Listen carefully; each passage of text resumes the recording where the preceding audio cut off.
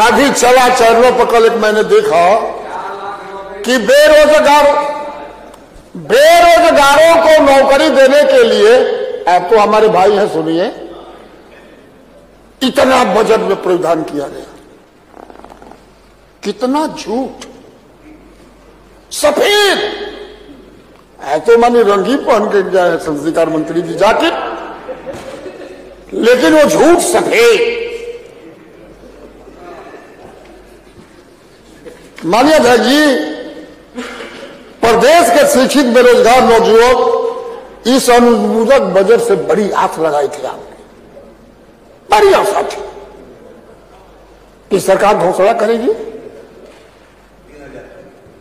ठीक, अरे भाई हम आ रहे हैं, आपके झूठ का एक एक पर्दाफाश करेंगे।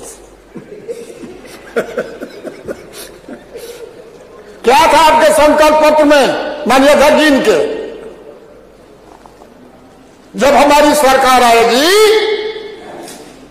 तो 90 दिन के अंदर जितनी रिक्तियां हैं सब विभाग में, उस सबको नियुक्ति करके भर देंगे। ये था ना।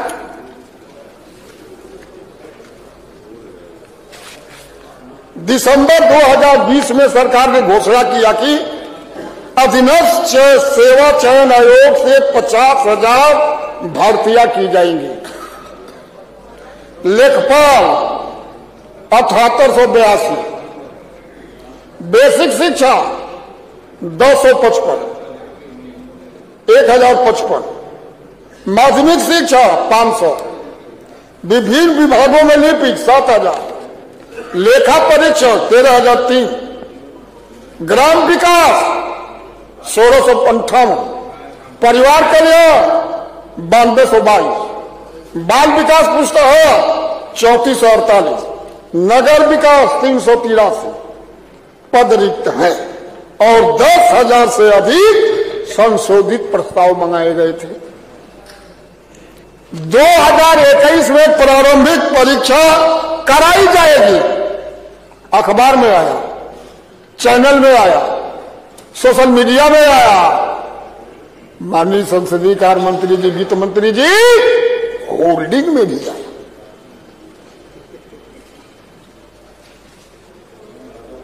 और भर्ती न कराई जाए इसके लिए लंबा प्रक्रिया आपने रखी। पहले प्रारंभिक शिक्षा, फिर मुख्य परीक्षा, उसके बाद वेरिफिकेशन, तब नियुक्ति। ये लंबी प्रक्रिया इसलिए कि प्रचार से तो सब जान गए कि नौकरी मिल गई, लेकिन वो नौकरी मिलने न पावे। आप बेरोजगारों के दुश्मन हैं, नौजवानों के दुश्मन हैं, बेरोजगारों के दुश्मन हैं। और ये चुनाव तक प्रक्रिया पूरी नहीं हो पाएगी। अब कितने दिन है? क्योंकि अधीनस्थ सेवा आयोग ने, चयन आयोग ने 2016 से लेकर 2019 तक केवल 24 भर्तियों का विज्ञापन दिया, जिसमें 22 भर्तियां अटक गई, अब तक अटकी है, वो होने वाली नहीं है। 2016 की नियुक्तियां भी अभी तक प्रक्रियाधीन हैं। 2016 की नियुक्तियां अभी प्रक्रियाधीन में है। श्रीमान, सरकारी 2014-15 की अधियाचित प्रवक्ता तथा सहायक अध्यापकों की भर्ती करने में आपको 5 वर्ष पूरे लग गए। प्रदेश में 9,465 पद स्टाफ नर्स के स्वीकृत है, जिसमें 3,937 पद रिक्त हैं। लगभग 40.59% पद रिक्त पड़े हैं। वर्ष 2016 में समाजवादी पार्टी की सरकार ने भर्तियां की थी, तब से आज तक कोई भर्ती नहीं हुई। अस्पतालों की संख्या बढ़ी, नर्सिंग होमों की संख्या बढ़ी, कोई न पद सृजित हुआ न कोई इसमें भर्ती हुई। आशा थी कि रिक्त सरकार रिक्त पदों की भर्तियों के लिए अनुपूरक बजट में व्यवस्था करके शिक्षित नौजवानों को नौकरी अवश्य देगी, लेकिन सरकार ने इस अनुपूरक बजट में शिक्षा मित्रों, जबकि शिक्षा मित्र की नियुक्ति लगभग बंद हो गई, लेकिन उसको भी आप ले आए बजट में भी। आपके शिक्षकों शिक्षा मित्रों दोनों आपने लिखा है कि नियुक्ति में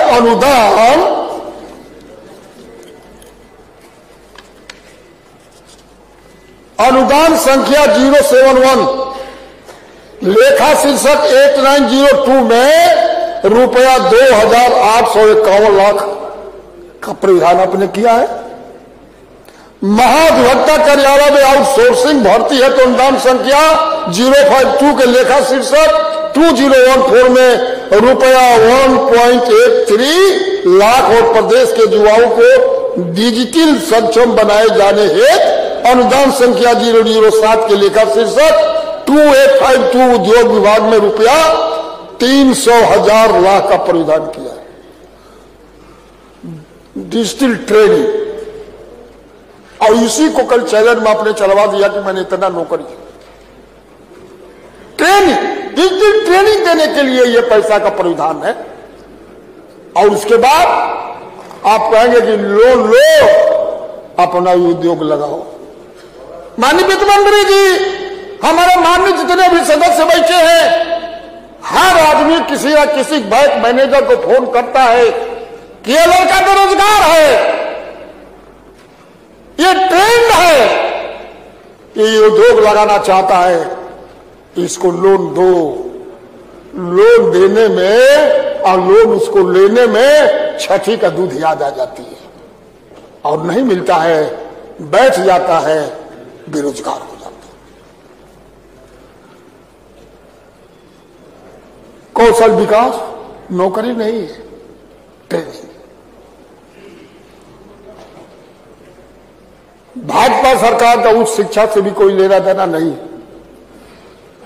इसलिए माननीय अध्यक्ष जी, बेरोजगार नौजवान त्राही कर रहा है।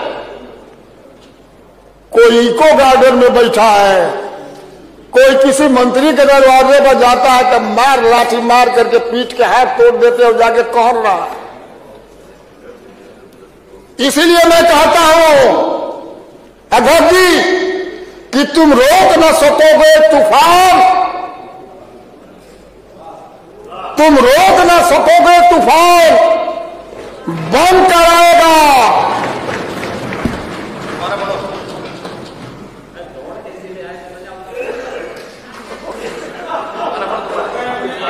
नहीं, आपको तो शुरू में याद देना चाहिए था। नहीं, 11 बजे इन्होंने तय किया था। नहीं, थोड़ा अपमान करना आपका कर्तव्य है। तुम रोक न सकोगे तूफान, बन कर आएगा हर गुनाह हर सितम का अंजाम। होश में आ जाओ साहब, पहले एक अखिलेश था, अब हर जुआ अखिलेश बन करके आएगा।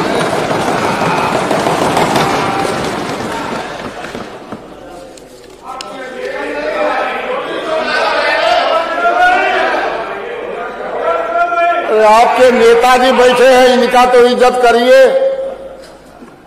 नेता सबके हैं, सदन के नेता हैं तो हमारे भी है और आपके भी।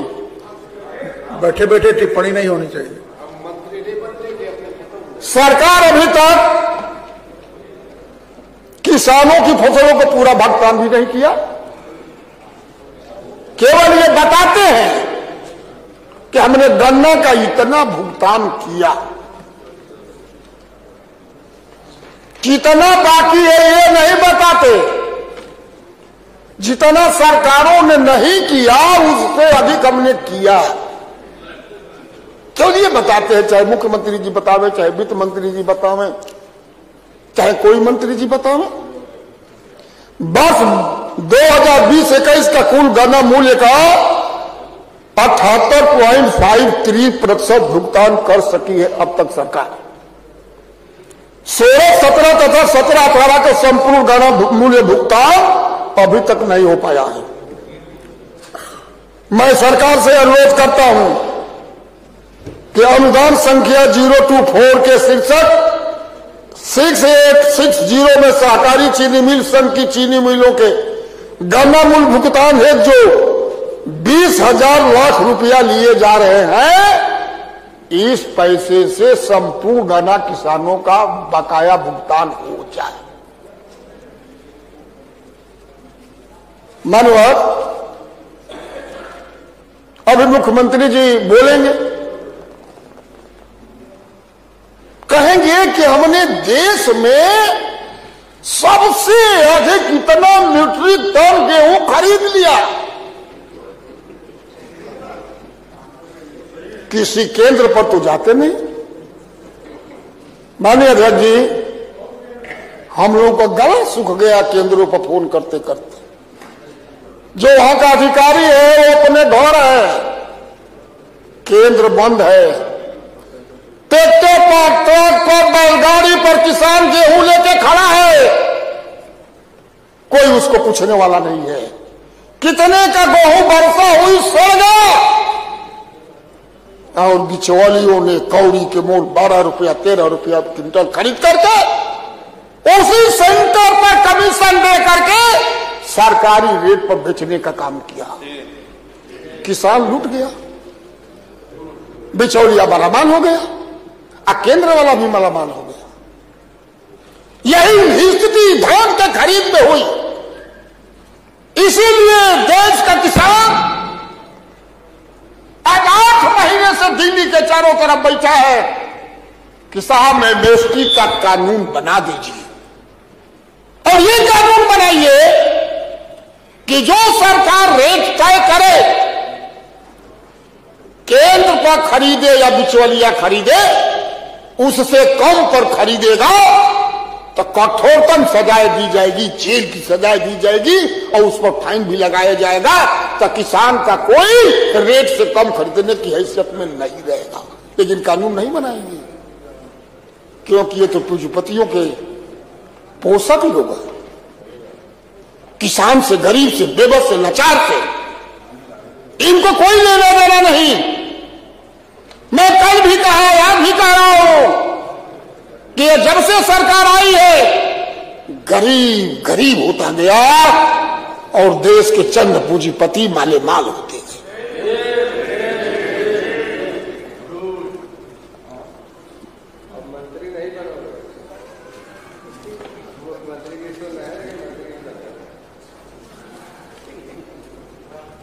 सरकार श्रीमान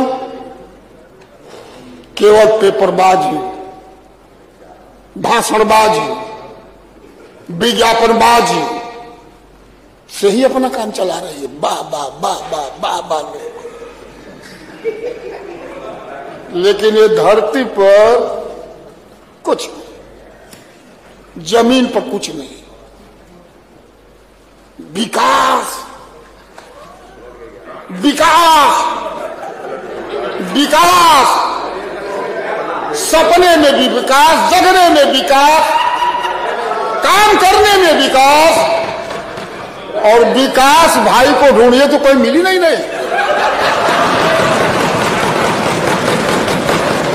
विकास भाई को ढूंढिए कि कहां है, तो कोई मिली नहीं। अब एक मैं आपको उदाहरण देता हूं।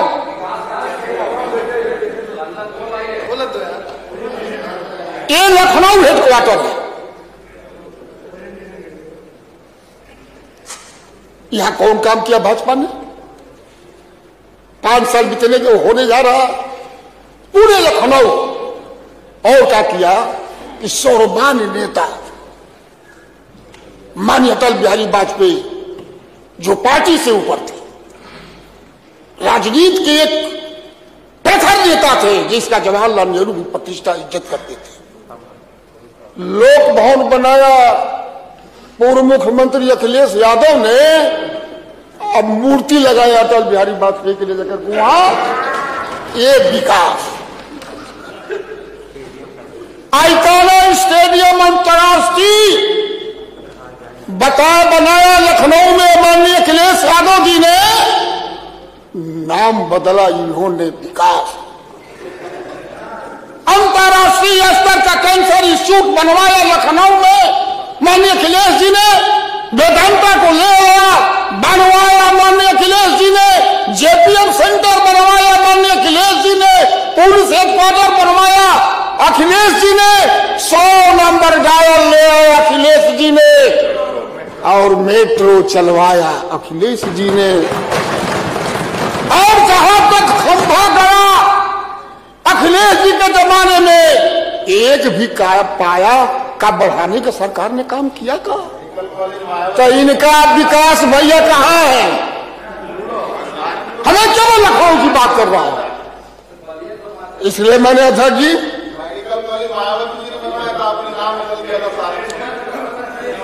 बैठे हैं,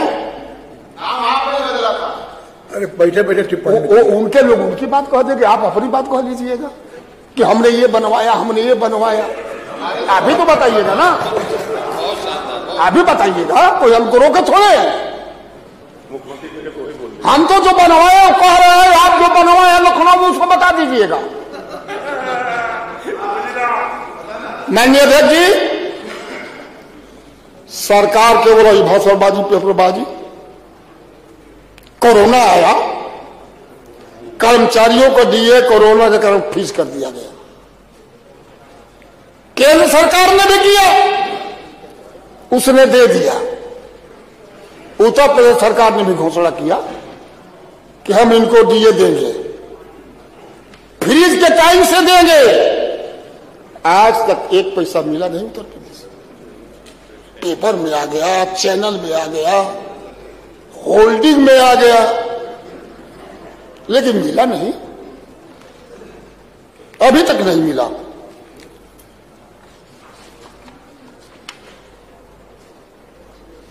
श्रीमान, जनता को तो ठगी रहे हैं, बेरोजगारों को तो ठगी रहे हैं, नौजवानों को तो ठगी रहे हैं, छात्रों को तो ठगी रहे हैं। जो प्रबुद्ध वर्ग का आदमी है, जो अधिवक्ता, उसको भी ठगने का काम इन्होंने कर दिया। लिखा है इस किताब में, बजट जो माननीय वित्त मंत्री जी ने कल पढ़ा, अनुदान संख्या 042 के लेखा शीर्षक 200 में रुपया 9,09,000 लाख सामाजिक सुरक्षा निधि योजना से 5 लाख रुपए का प्रावधान किया है अधिवक्ताओं के लिए। अब तो हर अधिवक्ता कूद रहा होगा, अरे सरकार तो हमको 5 लाख रुपए दिए। उसमें शर्त का रखा 30 बरस जी की प्रैक्टिस पूरी हो जाएगी। मैंने जो डंडा लेके घसक के चल रहा होगा उसी अधिवक्ता को तो मिल जाएगा। वे नौजवान जो महंगी पढ़ाई पढ़ के गए हैं, उनको तो कुछ नहीं मिलेगा, उनको भी ठगने का काम।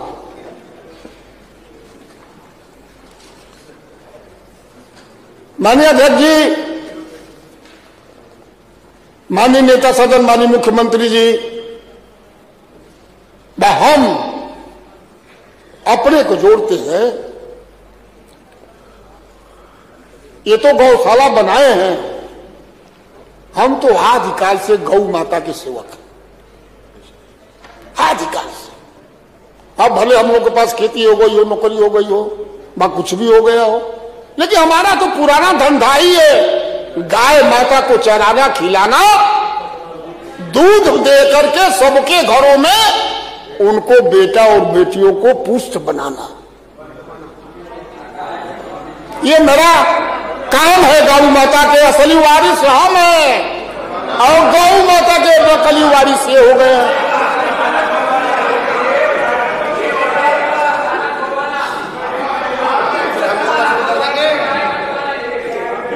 पता ना, हम तो गाय भी चराए हैं, भैंस भी चराए हैं। जब आदमी पढ़ता था तो छुट्टी होता था तवार को, बाद 2 दिन 4 दिन तो आदमी गाय चराने चला जाता था, भैंस चराने भी चला जाता था। हमारा तो आज पुरखों का वो काम है।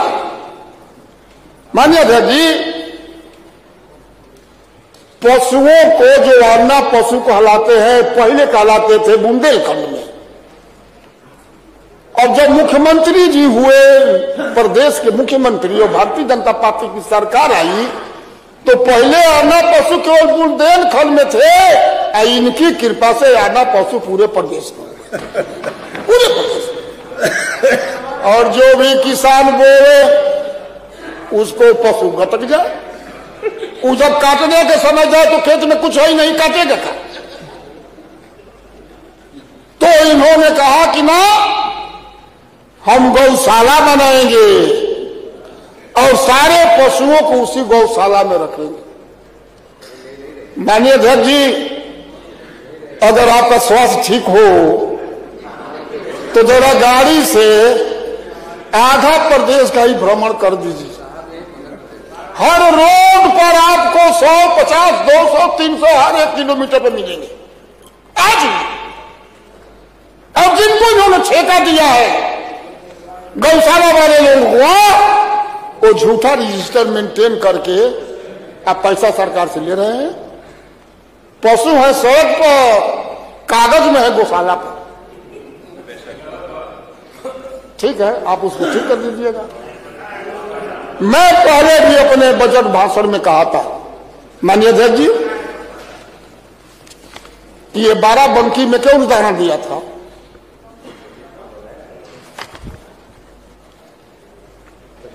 बाराबंकी में ग्राम बहलोलपुर गौशाला, सिगरौली, गौसपुर ब्लॉक श्यामनगर, ठाकुरपुर, भरथाई, थालखोर गौशालाओं की स्थिति से अवगत कराया था, लेकिन आज तक कुछ नहीं हुआ।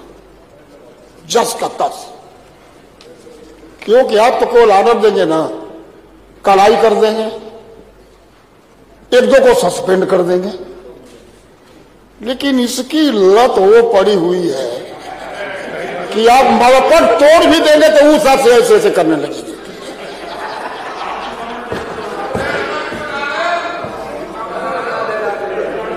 अभी नया आपके बगल में बहराइच, जो नेपाल के बॉर्डर पर है, जून महीने में ब्लॉक नवाबगंज जैसी 3 गौशाला, पचपकरी, सिसया, बाबागंज की गौशालाओं में जून माह में भूखे प्यासे तमाम गोवंश मर गए।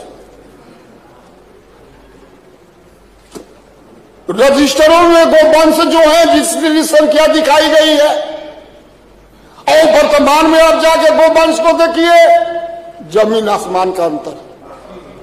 आखिर उसकी जांच क्यों नहीं हुई कि वो गोवंश गए कहां। अगर मान लिया कि मैं मानता हूं कि 1000 वो रखे हैं और है 50, तो 950 का हो गए, वो मर गए। मानिए था कि ये सरकार जब से आई है, जनता की जान पर आफत आ गई है। अभी माननीय मुख्यमंत्री जी खड़े होंगे तो कहेंगे, अरे हमने इतना आवास दे दिया, इतना शौचालय बना दिया, इतने के खाते में 1,000 रुपया भेज दिया, इतने लोगों को फ्री में 5-5 किलो अनाज दे दिया। कौन अनाज? गेहूं, 60-70 रुपया का गेहूं, 150-200 रुपया का थैला।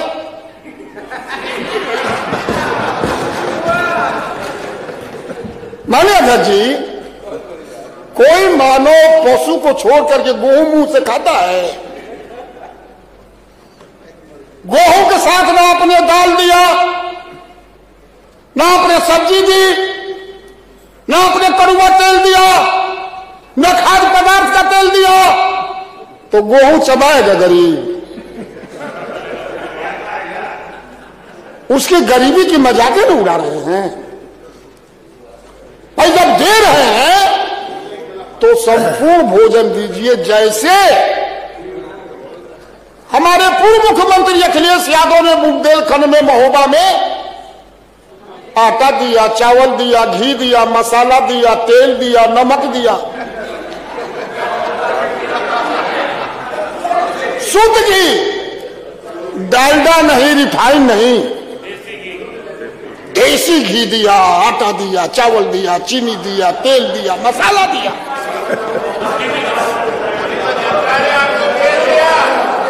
और आपका दिए 70 रुपया तो गेहूं चबाओ, गेहूं चबाओ मुझसे।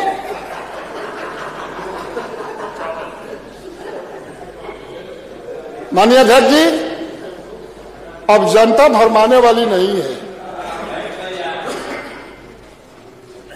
आप तो महाराज जी हैं, मैं पहले शुरू में कहा था कि भाजपा वाले आपकी प्रतिष्ठा रखेंगे नहीं, आप सतर्क रहिए। आप सतर्क तो हुए नहीं और आपको लेके लोग डूब गए पूरे नदी में। इससे हम लोग आहत हैं, प्रदेश की दशा से तो आहत ही है। आपका व्यक्तित्व तो, आपकी प्रतिष्ठा, आपकी कर्मठता को जो लोगों के डुबा दिया, उससे भी हम लोग आहत।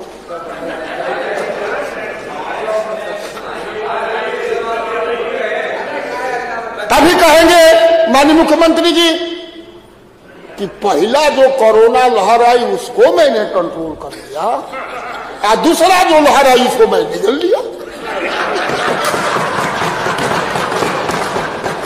साहब, जब दूसरा कोरोना की लहर आई, हे ईश्वर हमको तो बचा लिया, लेकिन इनको पकड़ लिया,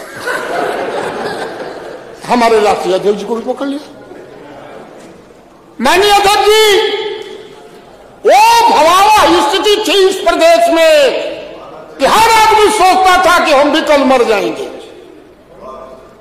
पूरा प्रदेश शमशान बन गया था, कब्रिस्तान बन गया था। जिधर देखिए लपटे उठ रही है लाश जलाने की, लकड़ी खत्म हो गई, लोग नदियों में फेंकने लगे। जब अखबार में और चैनलों में आया तो सरकार उसका कफन नुचवाने लगी। न ऑक्सीजन मिला, न बेड मिला, न वेंटिलेटर मिला। महंगी तनी दवाई, वो कौन एक थी देश की क्या कहलाती है, 5-5 लाख रुपया, 5-5 लाख रुपया। अध्यक्ष, मैं आपसे सही कहता हूं, मैं बलिया में था, कई पत्रकारों ने हमको फोन किया, हमको हॉस्पिटल में बेड दिलवा दीजिए। सीएमओ को फोन करिए तो उठाई नहीं गई। अस्पताल में फोन करके कहा था कि सीएमओ भर्ती करेंगे। मैं किसी तरह से सहारा में बात किया एक डॉक्टर से, और मैं प्रार्थना किया, कहा कि कल एक बेड खाली होगा, कल मैं भर्ती कर लूंगा। तब तक उस पत्रकार के पिताजी स्वर्गवास हो गए। ऐसा, और ऐसे समय में माननीय मुख्यमंत्री जी, अधिकांश मंत्रीगण बंगाल में, यहां लोग मर रहे हैं, ये लोग बंगाल में जाके भारतीय जनता पार्टी का प्रचार कर रहे हैं। जब हद हो गई, मुख्यमंत्री जी को पता चला कि अरे बाप रे बाप, प्रदेश तो गया, तो तब लौट के आए। तब तो आधी जनसंख्या मर गई थी।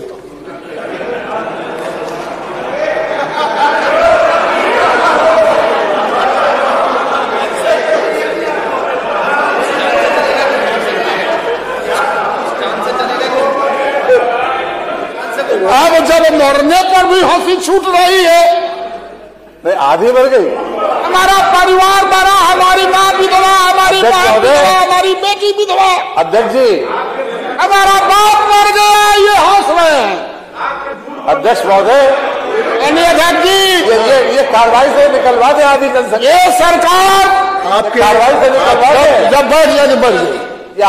आपने कल का बोल लिया, कल बोला है बची है, आधी जनसंख्या मर गई, ये निकलवा दे कार्रवाई से। निकलवा दीजिए ना, आने वाले सक्षम है, कुछ भी निकलवा दीजिए, हम ही लोग को निकलवा दीजिए। अब तो सक्षम है, आने वाले लोग, आपकी हुक्म हो तो हम लोग जाए, आने वाले लोग ये पढ़ेंगे, आपकी आज्ञा हो तो हम लोग जाए, आने वाले लोग कार्रवाई में पढ़ेंगे। हम निकलवा दीजिए, हमको कहने दीजिए, आप निकलवाते रहिए, हम कहते आने रहिए। वाले लोग कार्रवाई में पढ़ेंगे क्या? तो निकलवा दीजिए ना, कौन रोक रहा है? तो हम ही को निकलवा दीजिए।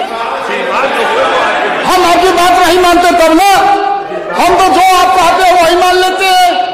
24 तक सदन चल रहा था, कहो कि कल खत्म कर दो, होगा कि चलो खत्म कर दो। आपकी कोई बात मैं मानता हूँ नहीं मानता हूँ। माननीय नेता विरोधी दल, आपके मुंह से बोलते समय फ्लो में निकला है, प्रदेश की आधी जनसंख्या, माननीय अध्यक्ष जी, आधी जनसंख्या निकला है उसको। अब कहिए। मैं ये कह रहा था कि आप अपना जब भाषण दे रहे थे तो आपके मुंह से निकला कि लौटे तो आधी जनसंख्या समाप्त हो गई थी। अगर उसमें जितना हुई उतना आप जोड़ लीजिए। अगर आपको गिनती याद हो तो उतना ही लिख लीजिए।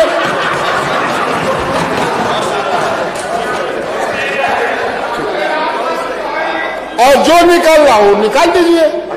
जितना आप जानते हो कि इतने लोग की मौत हो गई कोरोना से, उतना ही लिख दीजिए। जो प्रभावित हो मरे, हमने कह दिया, बढ़ गया वो मरा, उसको घटा दीजिएगा भाई, ये लिख दीजिएगा। केंद्र सरकार ने तो कह दिया ना कि ऑक्सीजन के कमी से कोई मरा ही नहीं है। तो मैं मुख्यमंत्री से जानना चाहता हूं कि कोरोना काल में कितने लोग ऑक्सीजन के कमी से मरे, कितने लोग बेड न मिलने के कारण से मरे, कितने लोग वेंटिलेटर न मिलने से मरे, कितने लोग दवाई न मिलने से मरे, कितने लोग हॉस्पिटल में जगह न मिलने से। दुखद घटना है। इसलिए चूंकि संसदीय कार्य मंत्री जी ने कहा था कि 3 बजे खत्म करना है, तो ये आपकी उनकी कोई गोपनीय जो कल इन्होंने कहा था, तो इनकी बात हम मानते, हमारी बात तो कोई मानते ही नहीं। हमारी बात मुख्यमंत्री जी मान लेते हैं। मैंने इनसे आग्रह किया कि हमारे क्षेत्र में एक गैस प्लांट लगवा दीजिए। इन्होंने लिखा कि 15 दिन के अंदर मंजूर हो जाना चाहिए, हो गया, लेकिन लगा नहीं, मंजूर हो गया। इतना कड़क कार्रवाई है कि मंजूर हो गया, एजेंसी को पैसा भी चला गया, लेकिन लगा नहीं। मैं अपने निधि से दिया, वो भी नहीं लगा। सुन रहे कि तीसरी लहर आने वाली, डराए हैं भाई, तीसरी लहर आएगी, तीसरी लहर। ये तो लोगों को जीने ही नहीं देंगे सर। पहली आई, दूसरी आई, यूज लगा संभाला करने डॉक्टर वैज्ञानिक। अभी दूसरी से निजात अभी मिला तो बोलेगा तीसरी आएगी।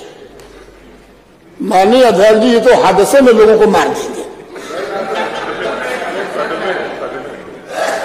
इसलिए अब कोई योग क्रिया माननीय मुख्यमंत्री जी ही करावे कि इस आपदा से गला छूटे, लेकिन कैसे कराएंगे? माननीय अध्यक्ष जी, जब आदमी चारों तरफ से थक जाता है, दवा करा करके, वो झैती करा करके, सुखाइती करा करके, तो आदमी ईश्वर के शरण में जाता है, मंदिर में। चाहे राम का मंदिर हो, कृष्ण का मंदिर हो, शिव का मंदिर हो, दुर्गा का मंदिर हो, बरम बाबा हो, कोई बाबा हो धाम हो, लोग जाके महाराज आप ही रक्षा करो। तो कोरोना से तो लोग गैस के प्रभाव में सब चीज से मरे ही। मंदिर का कटाप उन्होंने कपाटे बंद करा दिया कि वहां नहीं तुमको जाने देंगे, मरो। हम भगवान के मंदिर में भी तुमको माथा नहीं टेकने देंगे,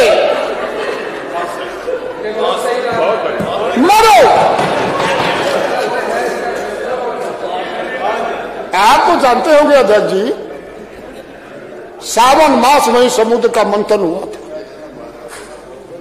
और 20 विष को शंकर जी ने पान किया था और देवताओं ने उनको जल से स्नान कर उनकी गर्मी खत्म करने का प्रयास किया।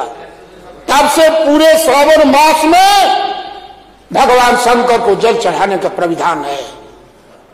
कांवर बन, शिव जी का मंदिर बन, गिराना है उनके सर पर, गिराओ द्वार पर, तो द्वार पर जो जल गिरे शिव जी के मस्तक पर कैसे जाएगा?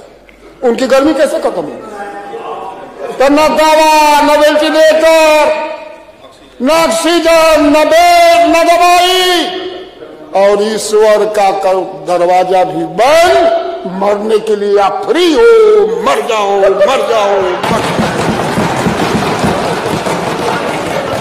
माननीय अध्यक्ष जी, चूंकि माननीय मुख्यमंत्री जी को बोलना है,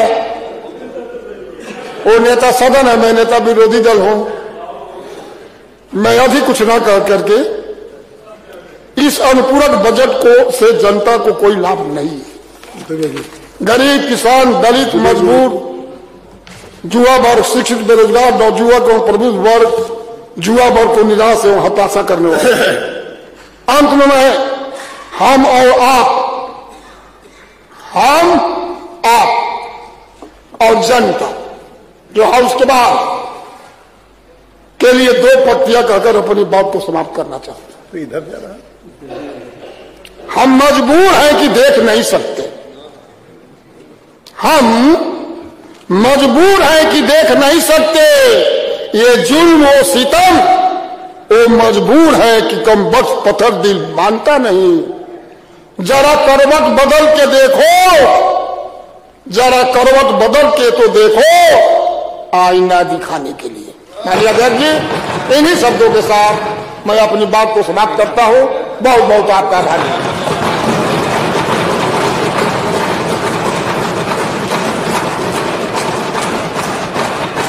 अध्यक्ष जी,